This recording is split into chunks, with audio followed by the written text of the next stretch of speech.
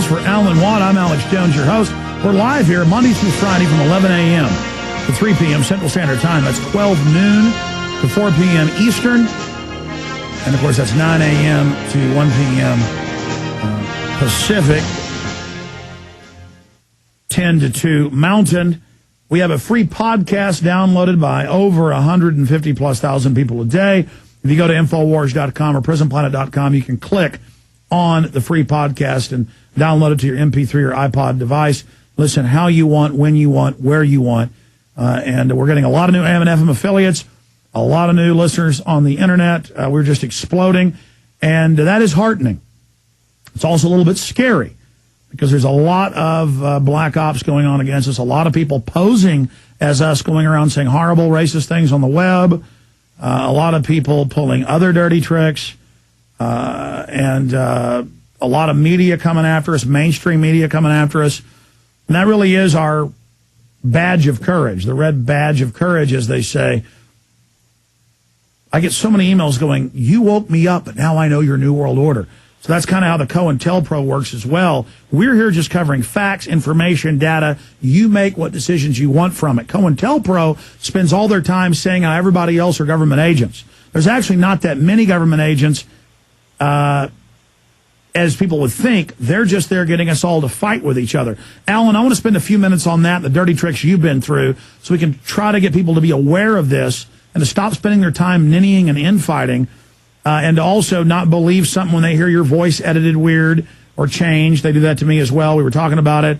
Or when they see sites that look like yours but aren't yours, but don't list their URLs, that only helps them, which then link to white supremacist stuff. We've proven that the ADL and Southern Poverty Law Center and other groups are tied in. In the case of Southern Poverty Law Center, running white supremacist groups. FBI doesn't just infiltrate white supremacists. They found them. They run them. Then they always try to act like they're the liberty movement, the freedom movement, so the media can then demonize us.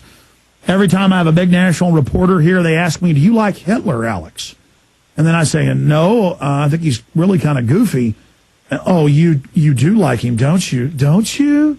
You know, so this is really something they're trying to put on us because they don't want us bringing everybody in together for liberty and freedom and awakening against the tyranny of the globalists. And so I'm really seeing them go after myself and you and a few other people.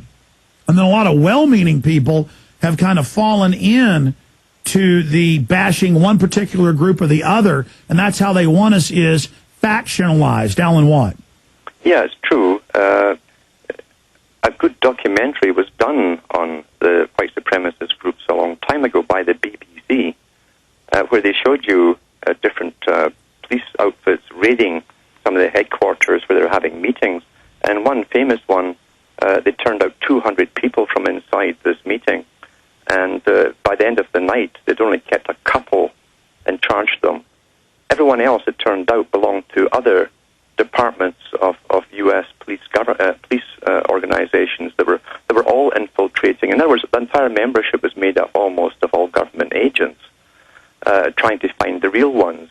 And the two that they arrested were just guys off the street that came in for a free coffee.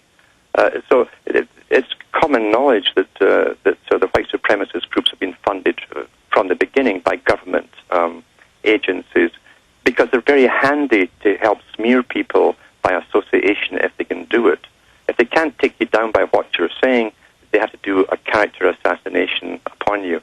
And I've had videos up there, I've seen them, where people will take different words that you say, string them together, easy to do with a computer, and have you saying completely erroneous things altogether.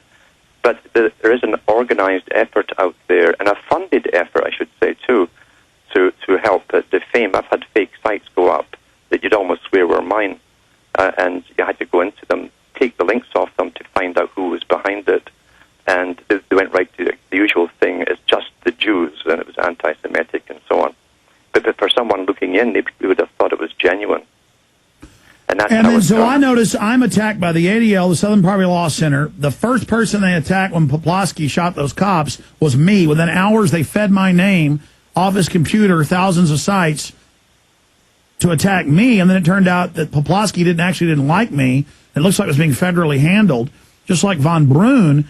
And so that's kind of creepy, you know. I'm the first guy they're trying to go after now. Then meanwhile, they have the white supremacists after me because I won't play the Southern Poverty Law Center's game of making it racial politics. I'm trying to appeal to everybody. Big tent, waking up the mass. They're desperate.